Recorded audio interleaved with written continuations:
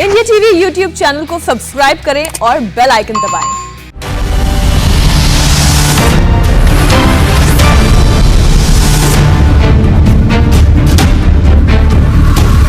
नमस्कार, आप देख रहे हैं इंडिया टीवी। अब की बार किसकी सरकार, आपके साथ मैं हूं मीनाक्षी जोशी। जी हां, हमारा ये स्पेशल न्यूज बुलेटिन जहां पर हम आपके लिए लेकर आते हैं उत्तर प्रदेश और पंजाब की वो अहम खबरें जिसका डायरेक्ट कनेक्शन है 2022 के विधानसभा चुनावों के दंगल से। जी हां, तो बिना देर किए शुरुआत कर रहे हैं आज की 3 बड़ी खबरों को। सबसे पहले आपके सामने रखते हैं कि वो कौन सी 3 बड़ी खबरें हैं जो 2022 के चुनावों में असर डालने वाली है।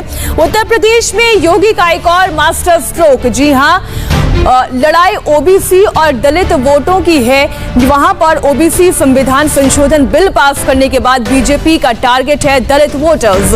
बीजेपी अंबेडकर पार्क को टूरिज्म हब बनाने की तैयारी कर रही है। तो क्या मायावती का वोट बैंक खिसकने वाला है, ये करेंगे चर्चा। आज की दूसरी बड़ी खबर पर भी आइए एक नजर डालते हैं। उत्तर प्रदेश में किसान पॉलिटिक्स जारी है और भारी भी है। जी हां, आज की दूसरी बड़ी खबर किसानों के मुद्दे से जुड़ी हुई। करीब 8.5 महीने से चल रहे किसान आंदोलन का काउंटर करने के लिए बीजेपी किसान सम्मेलन करने वाली है। बीजेपी की इस मुहिम पर अखिलेश यादव ने कैसे एक ट्वीट के जरिए किया है अटैक, रखेंगे पूरी खबर आपके सामने। और आज की तीसरी बड़ी खबर, कैप्टन के विरोधी सिद्धू के सलाहकार। जी हां, आज की तीसरी बड़ी खबर, कैप्टन से तनातनी के बीच नवजोत सिंह सिद्धू ने अपने 4 एडवाइजर नियुक्त कर दिए हैं। और बड़ी बात यह है कि सलाहकारों का बैकग्राउंड एंटी अमरिंदर कैंप है, कांग्रेस विरोध और अकाली दल है।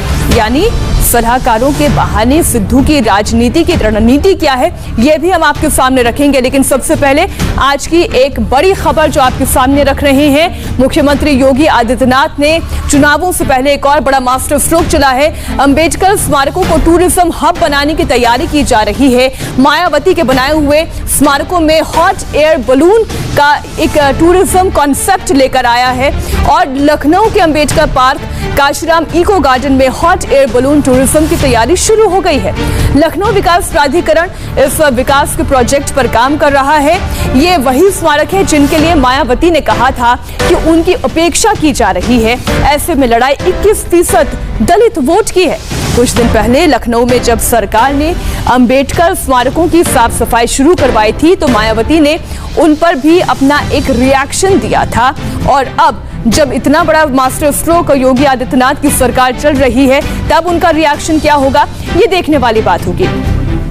तो यूपी का जातिगत समीकरण अब आपको दिखाते हैं। ये जातिगत समीकरण कहता क्या है, जहां पर लड़ाई कौन कौन से जाति के कितने वोट की है। सबसे पहले सवर्णों की बात करते हैं जिनका वोट बैंक 19% है। ओबीसी वोट बैंक 41% है। तो अनुसूचित जाति 21 और मुसलमानों की आबादी की अगर बात की जाए तो 19% वोट बैंक मुसलमानों का है। मायावती का वोट बैंक अब क्या है वो थोड़ा सा आपको डिटेल में समझाते हैं। दलित आबादी जो कि 21% है, इनमें से जाटव वोटर्स 14% है, जो मायावती का सबसे कोर वोट बैंक के तौर पर जाना जाता है। इसके अलावा पासी, वाल्मीकि, खटीक समेत 60 जातियां हैं जिनकी आबादी अगर एवरेज के अनुपात में आप देखें तो 7 से 8% ये दिखाई देती है। हमारे साथ हमारी संवाददाता रुचि कुमार जुड़ गई हैं, हम सीधा उन्हीं से चर्चा कर लेते हैं। और रुचि, जिस तरीके से एक और मास्टर स्ट्रोक योगी आदित्यनाथ ने चल दिया है, उससे तो यही समझ में आता है कि मायावती भले ही कहे कि योगी सरकार उनके बनाए हुए स्मारकों की अपेक्षा कर रही है, बल्कि इसमें तो और 4 चांद लगाने का काम योगी सरकार कर रही है। जी हाँ, देखिए, इसके पहले भी मुख्यमंत्री योगी आदित्यनाथ ने आदेश दिया था कि अंबेडकर स्मारक हो या लखनऊ में जितना इको गार्डन रमाबाई अंबेडकर में जहाँ पे कई जगह मायावती की खुद की मूर्तियाँ लगी हैं कि उन मूर्तियों को साफ किया जाए, उनको चमकाया जाए, स्मारकों की देखरेख की जाए, जो टूट फूट हुई है उसकी मरम्मत की जाए। अब हॉट एयर बलून का प्रस्ताव तैयार कर रहा है एलडीए सीधे, क्योंकि चुनाव है अगले साल, इसको सियासत की नज़र से देखा जा रहा है। क्योंकि बीजेपी ने बड़े पैमाने पे मायावती का वोट, जो गैर जाटव वोट है, वो तोड़ लिया है। क्योंकि अगर आप 2007 का आंकड़ा देखेंगी मीनाक्षी, तो मायावती ने 63 जो सुरक्षित सीट थी वो जीती थी। लेकिन जब तक 2017 आया विधानसभा चुनाव तो उसमें 86 सीट हो गई सुरक्षित, जिसमें से बीजेपी ने 68 जीत ली और मायावती को सिर्फ 2 मिली। तो आप समझ सकती हैं कि कितने बड़े पैमाने पे सेंध पहले ही बीजेपी लगा चुकी है। 2017 का दर्शकों के सामने रख ही दिया, इसलिए मैं इससे आगे बढ़कर एक सवाल और पूछ रही हूँ कि मायावती जहाँ पर प्रबुद्ध सम्मेलन कर रही है, यानी ब्राह्मणों का सम्मेलन कर रही है, वो जो कि बीजेपी का कोर वोटर कहा जाता है, और इधर योगी आदित्यनाथ सरकार अगर ये मास्टर स्ट्रोक चलती है, इसका सीधा अर्थ यही कि उनके कोर वोटर्स पर अब बीजेपी की नजर है। जी हाँ, बिल्कुल, क्योंकि मायावती भले ही ब्राह्मणों पर कितनी भी मेहनत कर ले, लेकिन बीजेपी को यह भरोसा है कि ब्राह्मण वोट उससे कहीं नहीं जाएगा। थोड़ा बहुत इधर उधर जाएगा, लेकिन ज़्यादातर ब्राह्मण बीजेपी के साथ रहेंगे। लेकिन क्योंकि यूपी में बीजेपी भी जानती है कि ओबीसी किंग मेकर होने जा रहा है, तो ओबीसी और दलित वोट दोनों ही सरकार यहाँ पर बनाएंगे, तो इसलिए जो मायावती का दलित वोट है उस पर बीजेपी की नज़र है। और बीजेपी को ऐसा लगता है कि ये स्मारक दलितों के लिए बहुत ही पवित्र जगह है। आप यहाँ पर आएंगी तो यहाँ पर एक बीच पे नहर बनाई गई है, और जब यहाँ पे अंबेडकर जयंती या उनकी पुण्यतिथि होती है तो जब बड़े पैमाने पे उनके समर्थक यहाँ पर आते हैं तो वो यहाँ पे नहाते हैं और कहते हैं कि ये हमारे लिए गंगा जी हैं। एक तरीके से ये कहा जा सकता है कि रुचि प्रतीकों की राजनीति में बीजेपी अव्वल नजर आ रही है, या अगर 19-20 का मुकाबला हो तो हर लिहाज से बीजेपी इस मामले में तो 20 ही नजर आती है। आप बने रहिएगा हमारे साथ, क्योंकि अगली बड़ी खबर भी उत्तर प्रदेश से जुड़ी हुई है और मुद्दा है किसान पॉलिटिक्स का। किसान आंदोलन की काज के तौर पर बीजेपी इसी महीने उत्तर प्रदेश में किसान सम्मेलन करने जा रही है, लेकिन किसान सम्मेलन से पहले अखिलेश यादव ने बीजेपी पर अटैक किया है। अखिलेश यादव ने कहा कि अन्नदाता के मतदाता बनने का समय जब आया तब कहीं जाकर सरकार को, बीजेपी को किसानों की याद आई। किसान सम्मेलन को लेकर बीजेपी पर अखिलेश यादव का ये बड़ा अटैक है। उन्होंने ट्वीट क्या लिखा है वो भी अब हम आपके सामने रखते हैं। लीजिए, ट्वीट भी अब आपके सामने है। सुना है बातों की खेती करने वाली भाजपा उत्तर प्रदेश में किसान सम्मेलन करेगी। अन्नदाता का मतदाता बनने का समय आया, जब निकट आया तब जाकर किसानों की याद आई। किसान भाजपाइयों के बहकावे फुसलावे में नहीं आने वाला। 2022 में किसान एकजुट होकर भाजपा के खिलाफ वोट करेगा। समाजवादी पार्टी के प्रवक्ता सुनील साजन ने भी अखिलेश यादव की तरह ही बीजेपी पर अटैक किया। उन्होंने क्या कहा, आइए आपको सुनाते हैं। उत्तर प्रदेश में विधानसभा चुनाव आ गए हैं और पूरे प्रदेश में एक माहौल है कि भारतीय जनता पार्टी का सफाया होने जा रहा है। तब भाजपा अब किसान सम्मेलन कर रही है। कौन सी भाजपा? जिस भाजपा ने किसानों को 8 महीने से नहीं सुना, जिस भाजपा ने किसानों को आतंकवादी कहा, माओवादी कहा, मवाली कहा, पाकिस्तानी कहा, उन किसानों का सम्मान करेंगे। मुझे लगता है कि भारतीय जनता पार्टी को महसूस हो गया है कि वो उत्तर प्रदेश से उनकी विदाई होने जा रही है। इसलिए अब वो किसानों के बीच भी जाएंगे, पिछड़े और दलितों के बीच भी जाएंगे, जिनको सबसे ज्यादा ठगा है, जिनका सबसे ज्यादा अपमान किया है। अब किसान, पिछड़े, दलित सभी ने मन बना लिया है कि भारतीय जनता पार्टी का 2022 में उत्तर प्रदेश से सफाया करना है। रुचि हमारे साथ जुड़ी हुई है। रुचि, बीजेपी की रणनीति तो ये समझ में आती है कि किसान सम्मान निधि के जरिए और किसानों के सम्मेलन के जरिए इस आंदोलन की काट ढूंढी जाए, लेकिन समाजवादी पार्टी की रणनीति क्या है? क्या केवल बयानों के जरिए ही इसकी काट ढूंढी जाएगी, या वो भी किसानों को लुभाने के लिए कुछ कर रहे हैं? देखिए, ऐसा है, समाजवादी पार्टी ने एक तो जो वेस्टर्न यूपी जहां पर जाट ज़्यादा हैं, किसान आंदोलन का असर है, वहां पर आरएलडी के साथ समझौता कर रखा है अगला विधानसभा चुनाव लड़ने का। दूसरा, समाजवादी पार्टी इस कोशिश में है, उनका कहना है कि जो आंदोलन चल रहा है तो किसान की जो नाराज़गी है सरकार से उसको भुनाया जा सके, क्योंकि यूपी में अगर आप देखेंगे तो करीब 97,000 गांव हैं और 16 करोड़ की आबादी, 16 करोड़ से ज़्यादा की आबादी गांव में रहती है। तो आप समझ सकती हैं कि जो किसान है वो कितना ज़्यादा मायने रखता है विधानसभा चुनाव में। तो जाहिर है कि बीजेपी की कोशिश है किसानों को अपनी तरफ करने की। इस किसान आंदोलन के जरिए बीजेपी किसानों को बताएगी कि उसने किसानों के लिए क्या क्या किया, चाहे वो यूपी की योगी सरकार हो या केंद्र की मोदी सरकार हो, किस किस तरह की स्कीम्स किसानों के फायदे के लिए लेके आई। योगी सरकार कहेगी कि किस तरह से गन्ना जो भुगतान है उसका भुगतान उसने कराया। तो किसानों की पंचायत जगह जगह लगाई जाएगी। करीब 100 विधानसभा सीट्स हैं उन पर बीजेपी टारगेट कर रही है कि वहाँ वो पंचायत करेगी। फिर लखनऊ में भी एक पंचायत करने का प्लान है। मुख्यमंत्री योगी आदित्यनाथ से किसानों के प्रतिनिधि मंडल को मिलवाने का प्लान है। यानी तैयारी बीजेपी की तरफ से पूरी है कि जो किसान वोट है, समाजवादी पार्टी या दूसरी पार्टी जितनी भी कोशिश कर ले, देखिए अगर हम पश्चिमी उत्तर प्रदेश की ही बात करें, क्योंकि आपने वेस्टर्न यूपी का जिक्र किया, मेरठ, मुजफ्फरनगर, बागपत, शामली, इन सब इलाकों की अगर हम बात करें, किसानों का इसमें कोई शक नहीं कि दबदबा ज्यादा है, लेकिन शायद समाजवादी पार्टी इस वक्त ऑलराउंड पॉलिटिक्स खेलने के मूड में है, जहां पर वो किसानों को अपने साथ लाना चाहती है। मुसलमान वोटर्स इस इलाके से सबसे ज्यादा आते हैं, तो क्या ये रणनीति है उनकी? जी हाँ, देखिए पूरी कोशिश क्या है, कोई भी पार्टी होगी वो यही चाहती है कि जीत जाए, और समाजवादी पार्टी को ऐसा लग रहा है कि वो मुख्य मुकाबले में है। और कहा भी जा रहा है यूपी में कि बीजेपी से अगर यूपी में किसी का मुकाबला होगा तो वो समाजवादी पार्टी से होगा।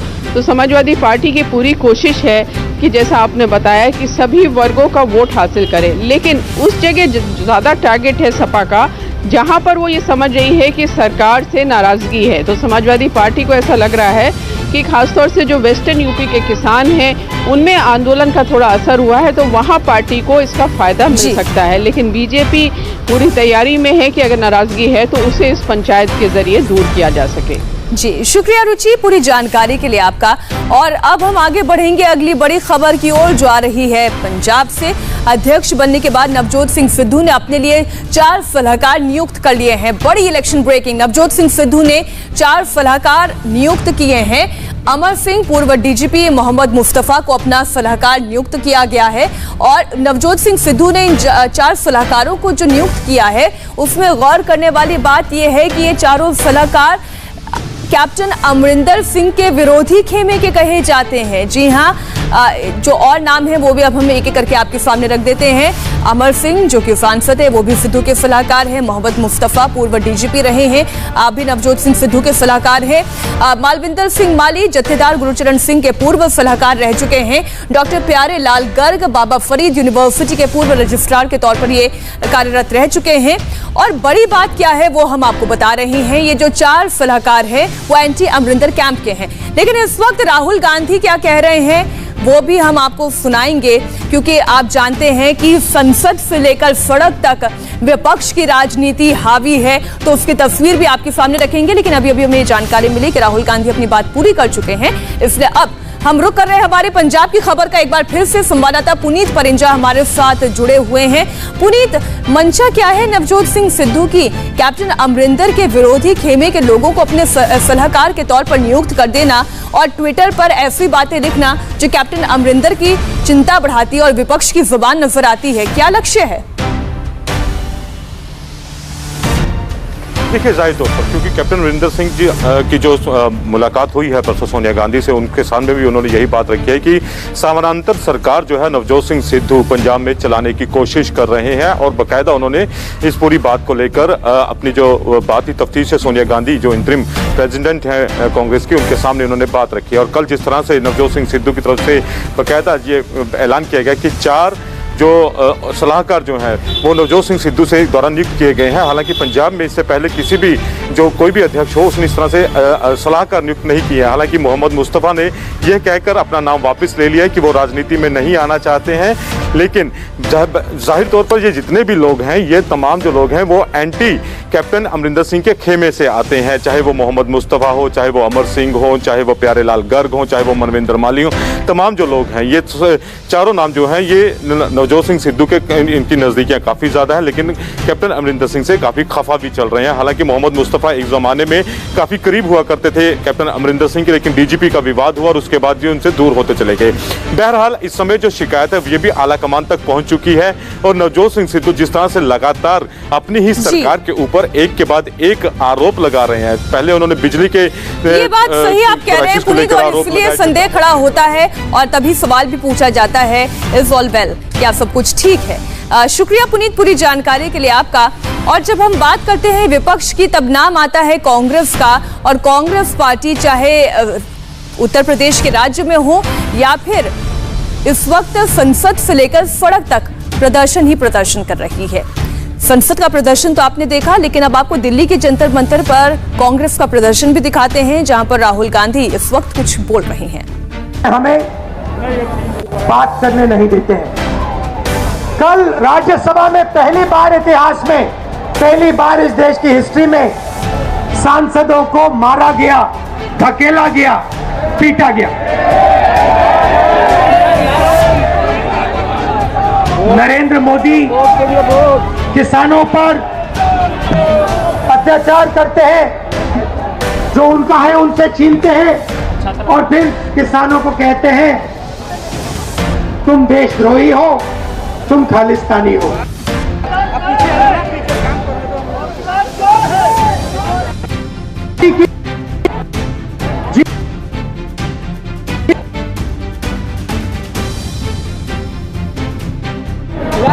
वो आवाज एक तूफान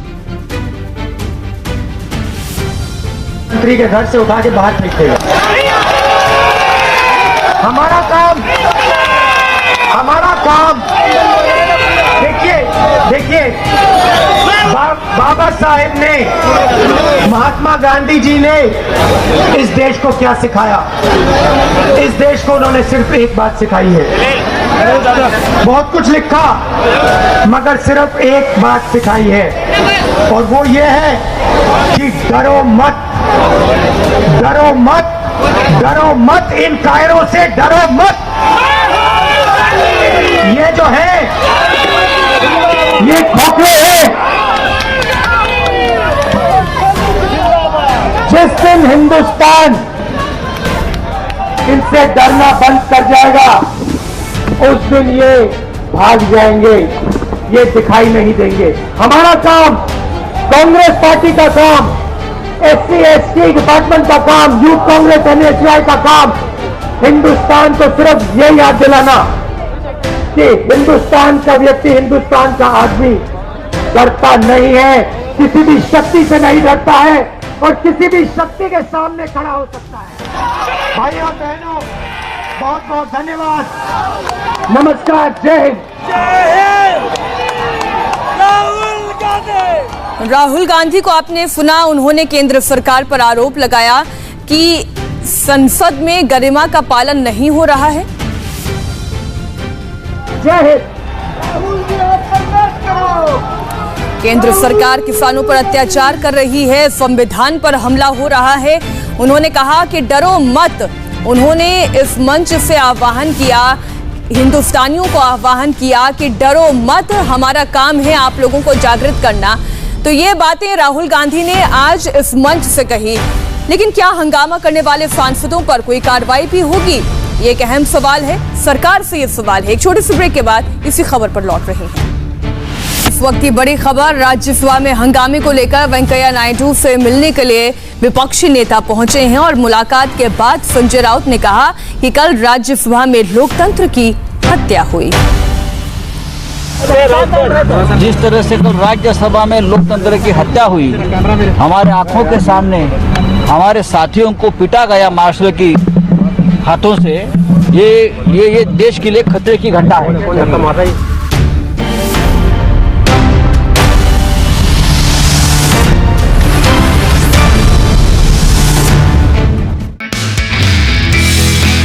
नमस्ते, मैं हूं मीनाक्षी जोशी। वीडियो और खबरों से अपडेट रहने के लिए India TV YouTube channel subscribe करें, बेल आइकन दबाना ना भूलें। जुड़े रहें इंडिया टीवी के साथ।